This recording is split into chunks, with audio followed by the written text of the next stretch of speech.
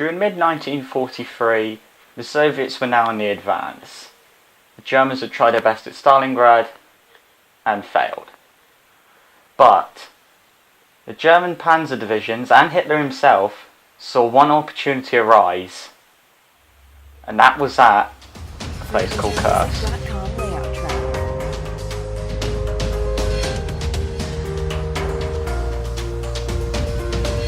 Now, the Soviets had built one of the most impregnable defence circles around Kursk because it was a salient. It stuck out like a bulge. If the Germans punched through, took Kursk, they could have gone all the way through. There was no stopping them. This was the second battle to change the course of history. Now, the reason why this battle is so significant is not only because of that reason, but it was the largest tank battle, well, is the largest tank battle in human history. Now, the Soviets knew that the Germans were going to try and attack Kursk. And that's why they turned a salient into a fortress.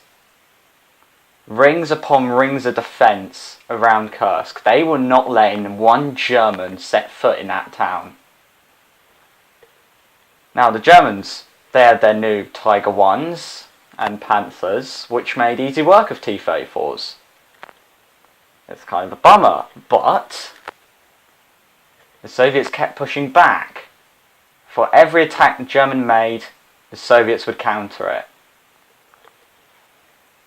One time, one of the officers was charging down the Soviet battalion when a bullet ignites a smoke grenade in his pocket, rips off his trousers, and continues running. He was determined to get past the Soviets. But during the later stages of the battle, Soviets started playing clever. They had dug in their T-34s. This is by the mid to late stages of the battle. They had dug them in so that only the turret was exposed. This not only made them a harder target, but it made them incredibly deadly. Stick a bit of camouflage on there, you're not going to know it's a tank. Now, the German commanders kept persisting to continue the battle, continue the front. They were on the verge of winning. And they were. It had been the same at Stalingrad. They kept pushing and pushing. They were very close to victory. Not only with a Soviet counterattack on the way, but there was other news in Europe. Once the Soviet counterattack came along, that was it. The Germans knew they were never going to make an offensive move on the Eastern Front again. They were like Japan now, always on the defence. But when one of the commanders persisted that he was so close to victory, he demanded from Hitler another assault at Kursk that would have broken the Soviets. News had spread. There were landings in Sicily and mainland Italy. Now I'll talk about that next week. The Soviets and German soldiers during the battle were absolutely hammered. Persistent fighting, Order 227, and last week I said 277.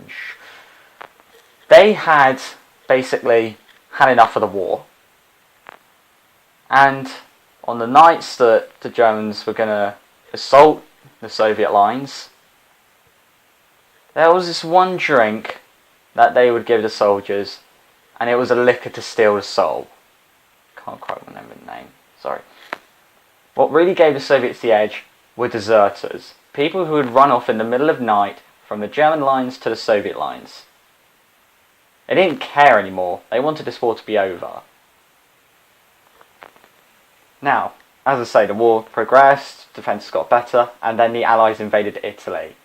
Hitler then ordered all immediate action to stop the Allies making it through Italy. But that is for next week.